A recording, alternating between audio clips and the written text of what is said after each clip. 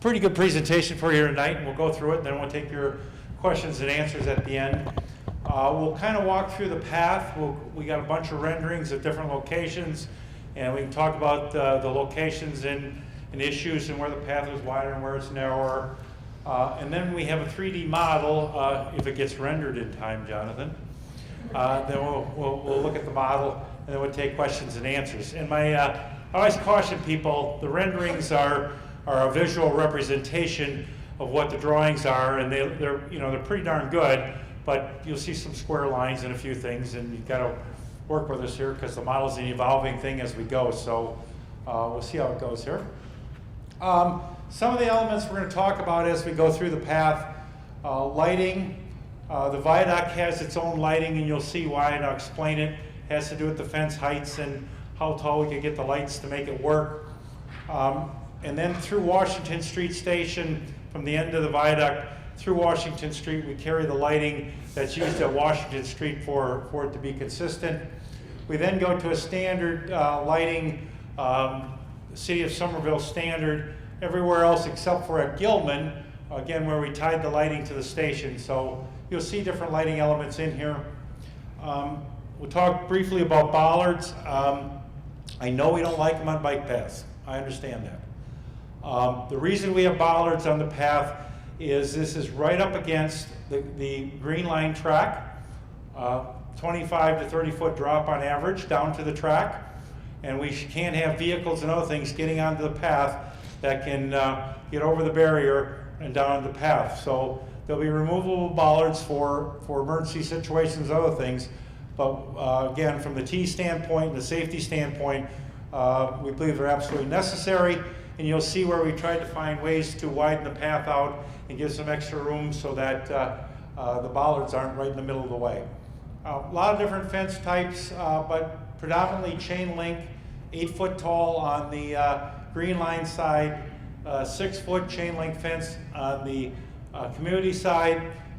Then at the stations and other places they vary in different places. And then again, based on City of Somerville standards, we have the standard call boxes. They vary in spacing. They're 500 feet on the viaduct. They're about 1,000 feet off the viaduct. And we tried to place a few in key locations. You'll see some of the, where we go under some of the bridges, it's pretty narrow, so we tried to put call boxes in the vicinity of those locations. And then there's benches and receptacles and other things that you'll see as we go through the renderings. So we'll talk about it in segments. First thing we'll talk about is the lechmere to Washington Street segment. Again, this is typical of the viaduct, and you'll see when we do the model, down here on the lower right-hand corner, we got an arrow that gives you a representation of where this is on the viaduct or on the path. So this is going up the viaduct. You can see what's here, and the reason this is here is I talked about call boxes. These are the standard Somerville call box. They're solar powered for emergencies. They go direct to the fire, I believe, department. Again, on the viaduct we've got a bunch of signage. We got a couple of sharper curves. We got a couple fairly steep, steep, less than 5% on the whole path. But we got a couple of places where the viaduct's a little steeper than it is in other places. So we got signage showing that. We've got pavement markings in various locations, and then markings to show for like slowing the bikes down and other things. This happens to be right at the crossover where we cross over from the east side over the tracks to the west side. And again, we talk about fences. Wherever we've got up against the green line, we have this 9 foot curved fence. So it's 9 foot to the top to the path level. One of the suggestions way early on was to add some rest areas on the viaduct. It's about 2,800 feet, I believe, a path on the viaduct from where touchdown to touchdown. So we've incorporated 2 locations where we've built in these rest areas where a person can get off. There's 2 of them. There's one, we'll point them out when we go through the ride through. But there's 2 of them on the viaduct so people can get out of the way and get out of the traveled path. Again, this is on the crossover, looking towards one of those rest areas. This is on the way to Washington. So you're coming across this, and right on that side of it, there's the rest spot. They're about 16 feet, tapered out to 22 feet, and they're about 6 feet deep. So there's quite a bit of room to get out of the way. And they're ADA accessible too, so somebody can pull up alongside and get onto the bench. And then here's a night rendering. Again, I talked about the lights earlier. To get lights to work on the bridge, because of the various locations with the curved fence due to being up against the green line, we had to get this to a height where you could get the cap off and be able to maintain the lights actually. So this took quite a bit of coordination with the fence and the railings on the bridge to make that work. We're off the viaduct now. This is right where we come down to grade. And it widens out just a little bit here. You see we got a little extra width. Again, these fences aren't going to overlap like that, but they'll marry and match up. Once we get the grade, we get rid of the curved part of the fence. And again, here's the seating area as we're coming up to Washington. This is an access point for the city to get, so they can do maintenance or get a vehicle on the path to plow it or empty garbage or whatever they're going to do. So to explain Washington for those who haven't seen it before, and I think most people in the room probably have, but at Washington, again, the place we're talking was right over here as we're coming up to Washington Street Station. The path splits. So if I come straight from Cambridge and come straight, I go on the high road, so I go up to Washington Street Bridge. If I want to get down to Washington Street, down to the street level, I take a left here and follow the path down to that goes down and ducks under and matches up to, comes down to Washington Street's, the street at the entrance to the station. Whoops. That's the same thing, Joe, right? Just blowing up a little bit. Again, our emergency egress out of the station comes onto the path, and then the main entrance is underneath the bridge. This shows it a little bit better, where you can kind of see at an angle across here. Here's that area where I say it splits, and there's signage and other things you'll see for that split. If I want to continue on towards Gilman, I stay on the high path. If I want to get down to Washington Street and get into the station, I take the lower route. So, and then here, standing down at Washington Street, at the entrance to the station is right here, and you can see the path going up. This is behind Catalgo, and the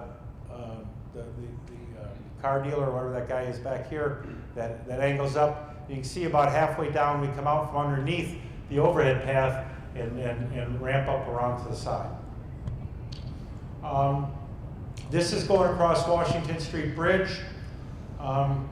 This is in rendered right, and it's still under development, but it's the one feature that's going to be kept as part of the art program. And again, this is still being worked out. It's going to be some type of taller curved structure, but again, obviously those beams don't work for something that large, so the engineering's still going on to resolve that and get it right. And then, as I said, this side will always be 8 foot tall, and this side will vary. This rendering here is wrong. This fence actually goes right up and touches that building, so just we haven't got that fixed in the rendering yet. So then carry on beyond Washington Street, between here and Cross Street. When you come up to Cross Street, there's a fairly large retaining wall here and some condos and a business up on this side. At one time we had a fairly tall wall here. It became a bit of a safety issue. We've worked with the Friends of the Path and others, and we found a way to get rid of this wall. It's still a retaining wall, and now is a fence instead of a very large obstruction, because this is a very narrow part of the path. We're only about 8 feet wide here, and it's not till you get up near the bridge that it widens out a little bit. We've got about 5 or 6 locations. I didn't point out Washington Street, we got a narrow spot. There's a narrow spot here, and then I'll point out the other ones as we go forward. Everywhere else we tried to get 12 foot wherever we could, but there are several places where we got it down to 8 foot. This is coming up to Cross Street Bridge. We come up and go underneath Cross Street Bridge. And then the next spot is between Cross and McGrath. This is along Chester Avenue. And you'll see up here in the drawing, we're coming here, we're coming up, we just got to Cross Street. I come under Cross Street and I get about halfway between Cross and MacGregor Highway, and we got a decision point here where you can take the path up to McGrath Highway, or you take the path back up to Cross Street. So it's one place where we got 2 options to use to get off the path and operate in other directions. So this is coming up that spot. You can see our wall. Once you leave Cross Street, the wall on the track side starts to grow, and it gets up to about, like I say, 25 feet on average, basically the rest of the way. This is at that opening, so if I'm coming from Cross Street, I can go up to McGrath, or if I'm coming down the path towards the city, I can go up this way, or I can make whatever move I want here. So it's a nice, very nice open spot here. It's right up against Chester Street. Coming up to McGrath Highway, and this is the one bridge where we actually got some width underneath it. It's a bit wider than the other ones. You'll see we come up to Bedford Street, it's going to get much narrower. The next spot we'll talk about is between McGrath and Walnut. This is the one big change that has happened recently. We one time had a alternate route to get off the path and get up to McGrath Highway. When we got into the details of looking at this, we ran into quite a few complications and some major cost issues.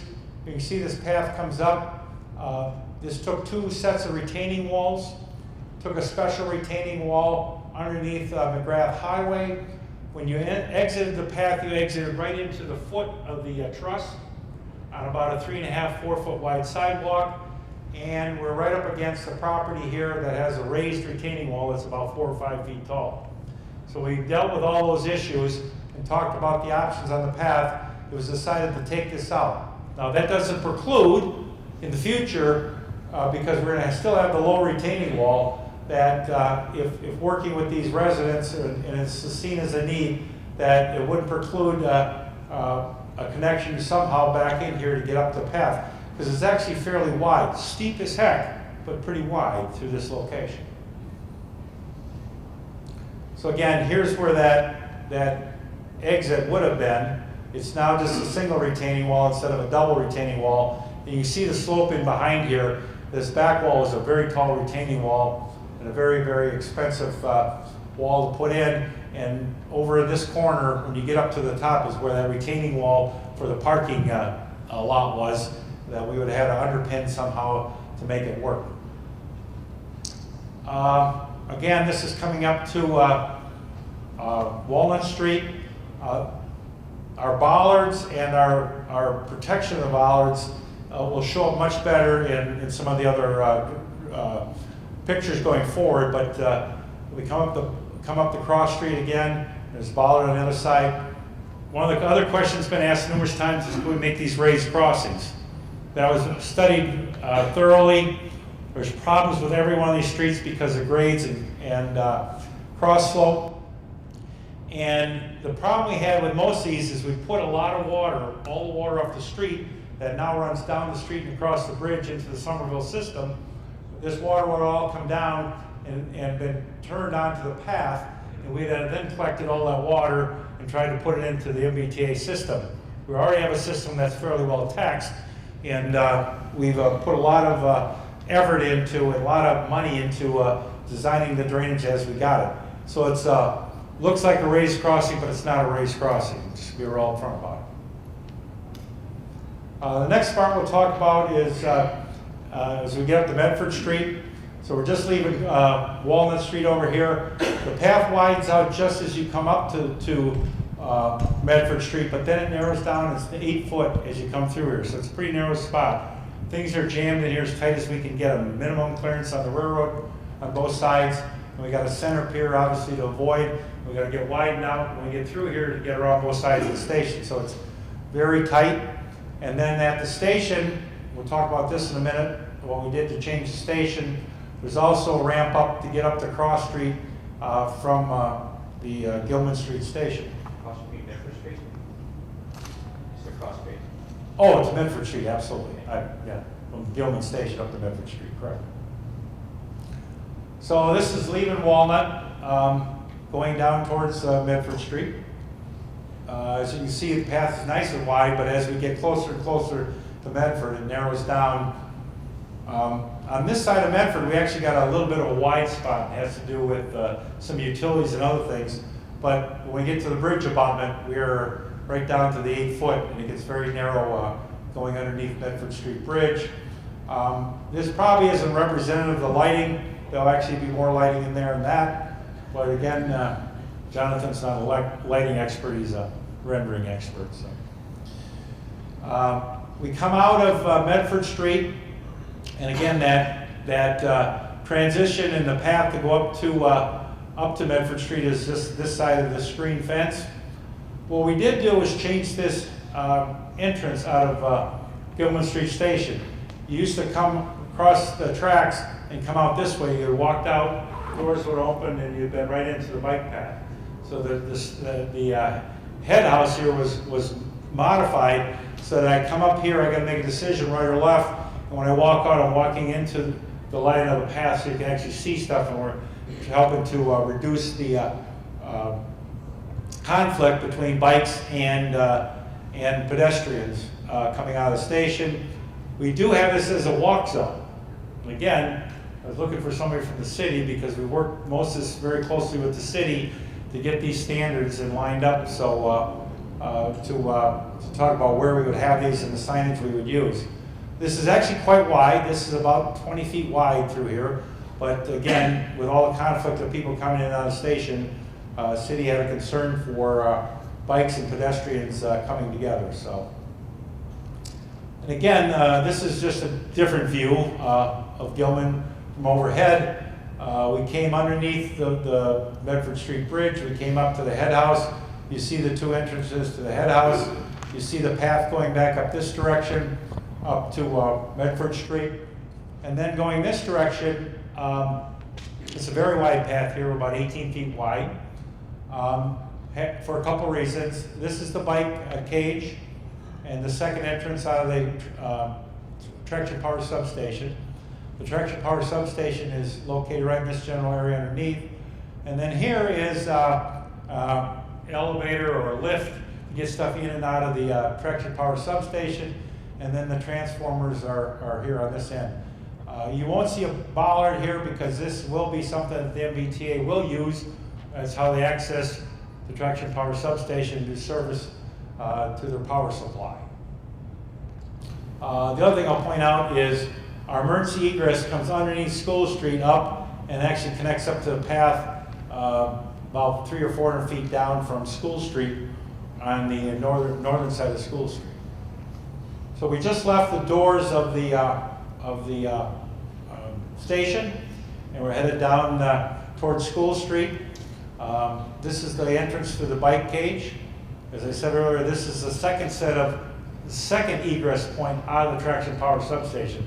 We're required to have two, one on each end of the power. So that's our second means of egress. We cross School Street, and we've talked about this with the group numerous times. School Street has the worst cross slope of any bridge we got. It's something over 8%. We had to get variances with the ADA community to build that. And then it gets very narrow, and we've put a lot of time and effort. We have a very unique wall going in here, because again, we're down to a very tight stretch on the path. We're 8 feet wide. And to make the 8 feet work, we actually took part of the cap of the wall and made it part of the path. So it's the narrowest part of the cap on the wall of the retaining walls in this area. Oh, there it is. So we're coming up to School Street. As I said, this is the entrance. This looks much taller. It's about 16 feet from here up to the top. And this is the entrance into the traction power substation. This is transformers and what was the emergency generator and the switchgear back here. And again, we're taking another look at this facade and seeing, so there might be some changes. You're seeing that going forward, but that's the way it stands today. Again, this is coming up to School Street. Jonathan has the line split in the middle. We actually have this offset a little bit to tie better into this, again, what appears to be a raised crossing that's not. And again, we have a lot of issues here with cross slope because this 8% grade coming down here. And then we're going to cross School Street. And again, this is a very narrow stretch. For about 300 or 400 feet, we're down to 8 feet. It's very, very narrow as we go that way. And once we get past that narrow spot, it opens up, and it's from here the rest of the way, it's actually a fairly wide path, except for one more very narrow spot I'll talk about in a minute when we get up to the V&A.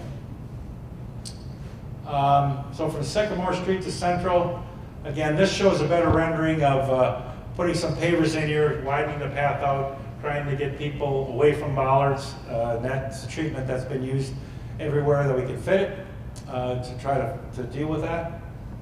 Again, we've got a little extra width in here, so we've actually got some green space. Again, an area for people to sit down, rest, take a break, garbage cans, etc. This is coming up at Central Street. Again, oops, and oops. Yeah. This is the park back here, and the parking. We actually moved the path from where it was originally in ACD. We moved it up close to the wall. It's actually left some more park space in there than we had before. And then what you'll see in the rendering, I think it's in the rendering, Jonathan, we have a wood guardrail back behind here again, so vehicles can't get out of that parking area down onto the path up against the walls. Oops, there we go. So again, this is about halfway down to the end of the park. And then, so we're then coming up to Lowell Street. As I said, it's fairly wide and generous. There's a spot right here. This is the corner of the V&A building. Again, it gets down to 8 feet.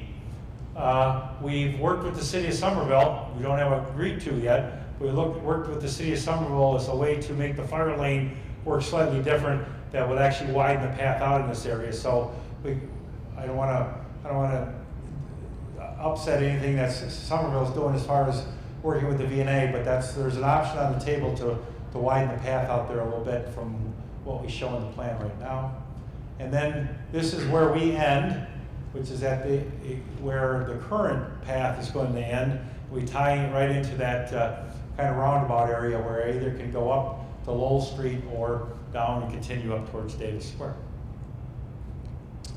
I put this in here because our path ends right here and our station ends right there. And I know there's a meeting coming up on the 11th where this will be brought up, and I don't want to make that part of tonight's discussion. We'll wait till the 11th to try to deal with that issue about the whole calming of Lowell Street. So, but that's the relationship where our path ends and our station begins as it stands today.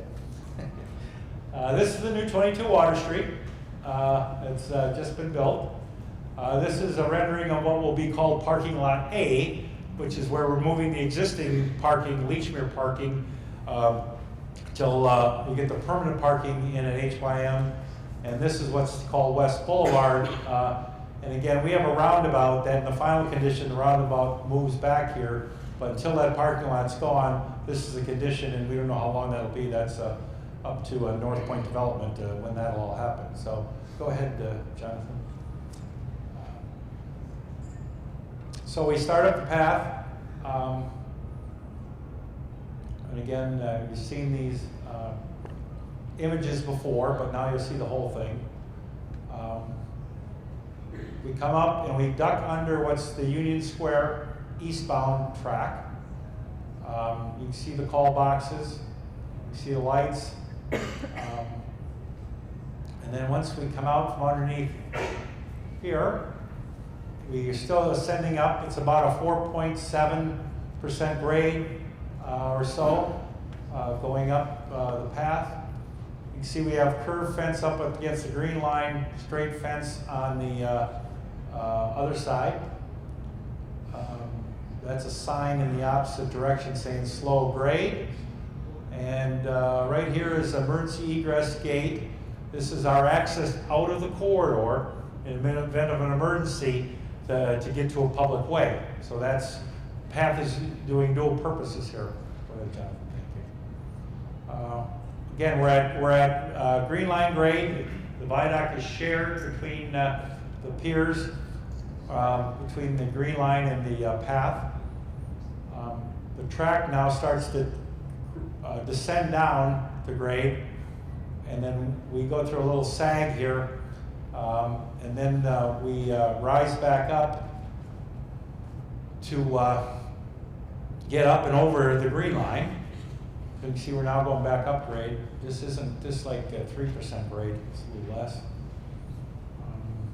Again, some signage because it's a fairly sharp curve going around this curve, so we got some signage and some. I missed it. I missed the one setup. Oh, okay. Yeah, can you go back? Sorry about that. Didn't go back. Okay. It should be right around this curve.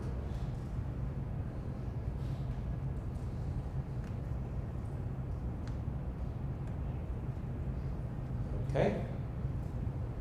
It's not under, you don't have the rendering, John. All right, there's a set out. We just went by it. It was way back further. When Oh, you okay, left. sorry I missed it. That's okay, keep going. Okay. Yeah, it's right after you clear the Fitchburg main line.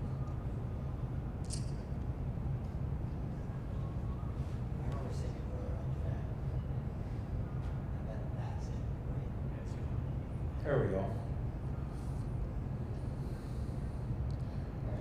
Yeah, all right, stop. You get close. Okay, so this is the set out on, so again, I'm going north. This is on the right side. And we'll go up when we cross over, then there's one on the other side. So about a third and a third, not quite exactly, but a third and a third on the viaduct where these two rest areas are. Go ahead, John. Thank you.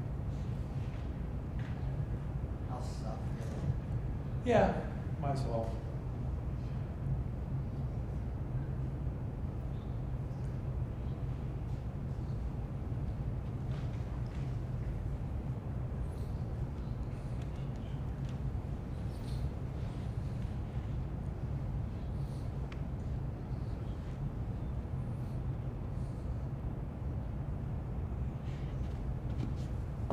Again, we're coming back up the crossover to the west side of the alignment.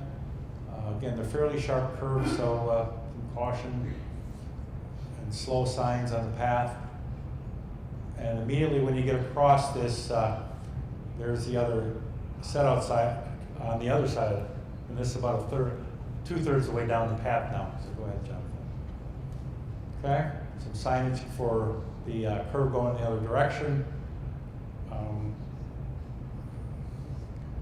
And again, we're coming now down to grade, and we're very shortly going to be off the viaduct.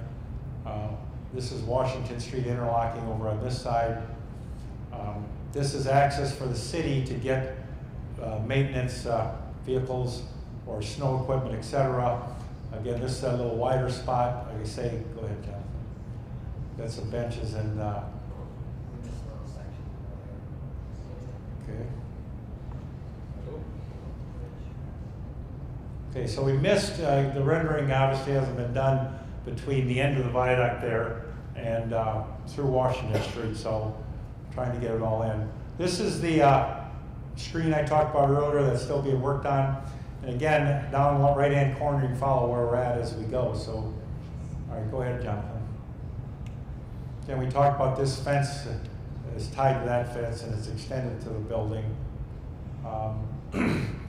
Pretty narrow down through here, but again, taking that fence out gave us a little extra room between us and the building, actually helped with widening it out just a hair. But up here it gets very narrow. What is that building? I'm curious. Can't tell you. I'm wondering if the structure is likely to stay there or go away. No, the structure's meant to stay there. Okay, go ahead. Again, here's where we removed that wall that was in here and just opened this up quite nicely. Went underneath Cross Street. I see a call box right there at Cross Street. This is coming up to the split where I can go either direction. Now either up to McGrath or back to Cross Street.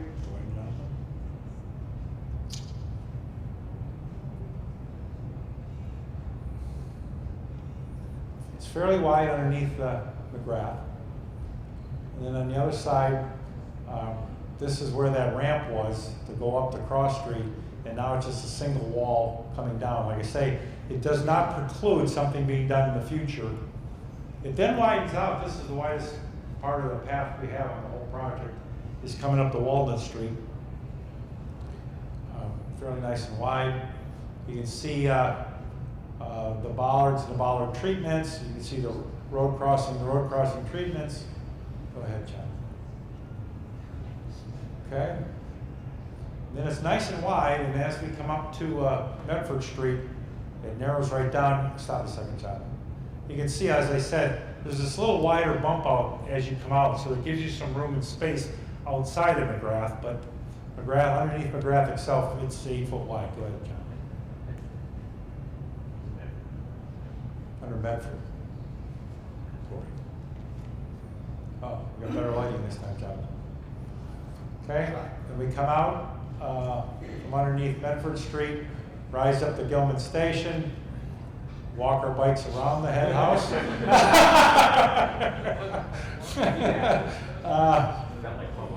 So there's the bike shed. This is the traction power substation. Wait, you're speeding up on me, Jonathan. We're coming up to School Street. And again, once we get across School Street, we've got a very narrow section again for about 300 or 400 feet. And again, the treatments for the roadway.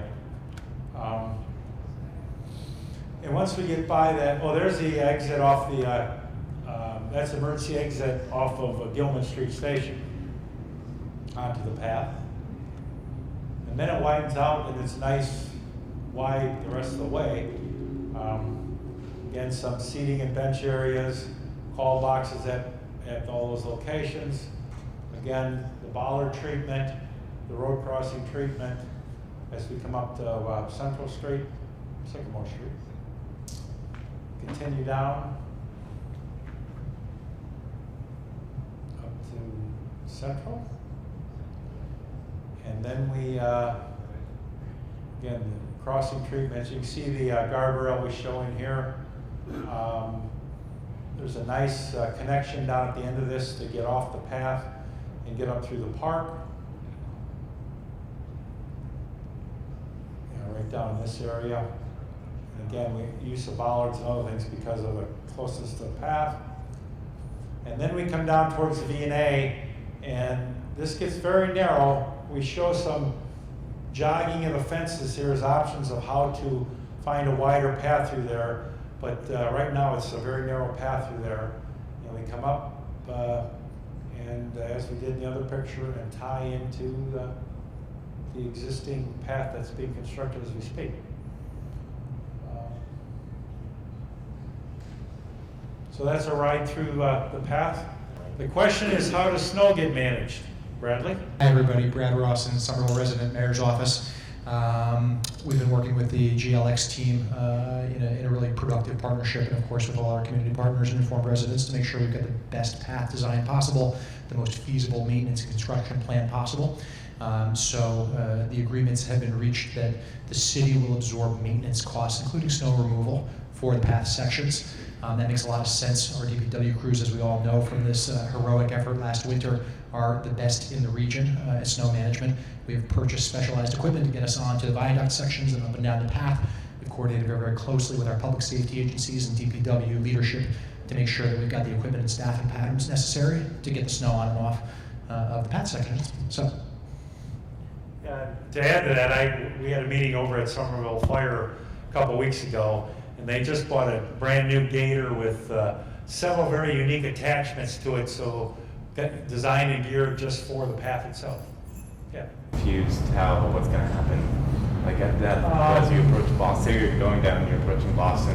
Is Can it you then? repeat the question? Sure.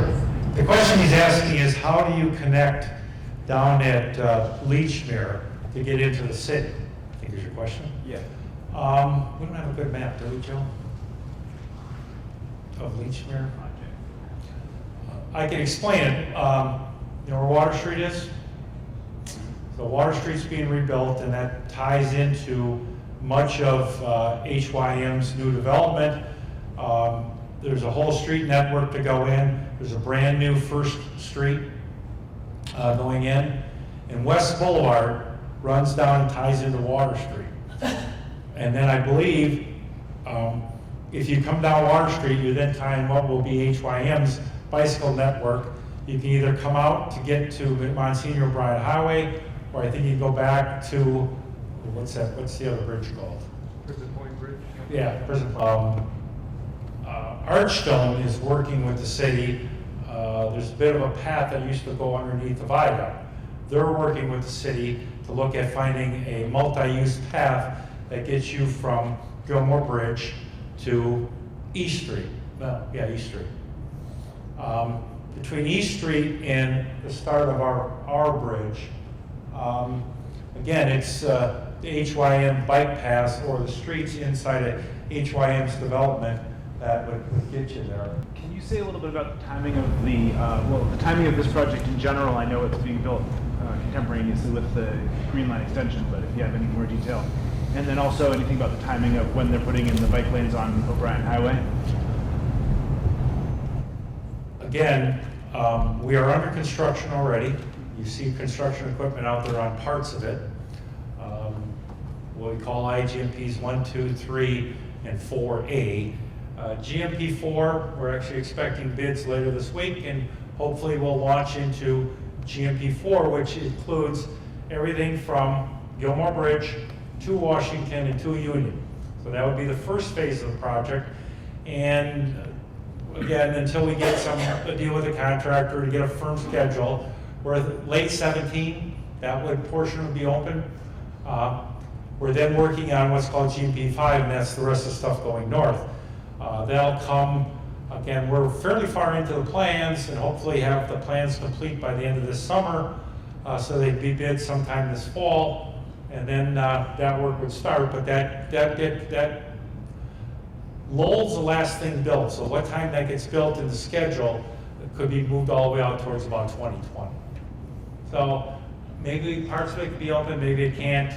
Ideally, we'll open Washington Street south as soon as that portion's done and put in service sometime in late 17. And O'Brien, the bike lanes on O'Brien? Oh, O'Brien is scheduled to be done concurrent with our opening of Lechmere. That's been a very big issue in working with the developer, because those two have to come together or you can't get to our station. And that's been the agreement with them all along, that will be done when we open our station. Be a lot of work going on up there, so I'd find a different route. But from Washington Street through College is scheduled to go through 2020-ish. A lot of it depends on the timing and scheduling. We've got Broadway Bridge, which takes a big impact early in the schedule and forces us to work up there so we can't work other places. Somerville Junction is required to be in service to make that work well into the GMP 5 work. So as it stands today, subject to change, as I said earlier, Lowell Street will be the last station built. So when we build the walls in and around that, the drainage in and around that, I mean, I'm gonna be blunt with you, I think it's gonna be into 2020 before the path is absolutely complete all the way to Lowell. You may get it short of Lowell, but I don't think to get to Lowell, we gotta make sure there's room for the contractor for lay down and all this other stuff to make sure that that work can get done. And we believe it'll be the last thing in the schedule as it stands today. My other question was if you could just talk about the lighting schedule and sort of how it will work on the path. But maybe that's something the city has decided. I mean, the lights won't be on all night, right? we don't have a shut off on them, I believe we have, the lights will be set so they go on, you know, when it gets dark and go off when it gets light. And how the city sets up, we are setting up separate substations. I can't tell you the exact locations. There's one in Washington, there's one near Walnut Street, and there's one up around Sycamore, where they'll get their power for the path. They have the path lighting, so if they want to put some light controls to it, that'll be something the city would decide, not us. Yeah, I don't want to provide the wrong information, Lynn. It's a great question. Just like the city's standard street lights, I would expect that for public safety purposes, the path lighting would remain on all night. Now, the new city standard for lighting is actually moving in an energy efficient direction. We're in the process of replacing all of our old high pressure sodium street lights with light emitting diode, LED technology, much more efficient, much more responsible use of the taxpayer dollar.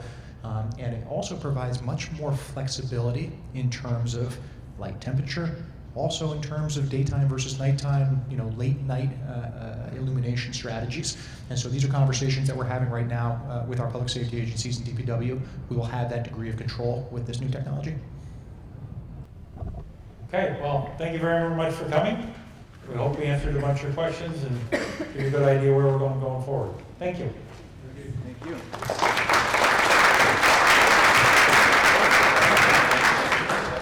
Probably outside there right away. So,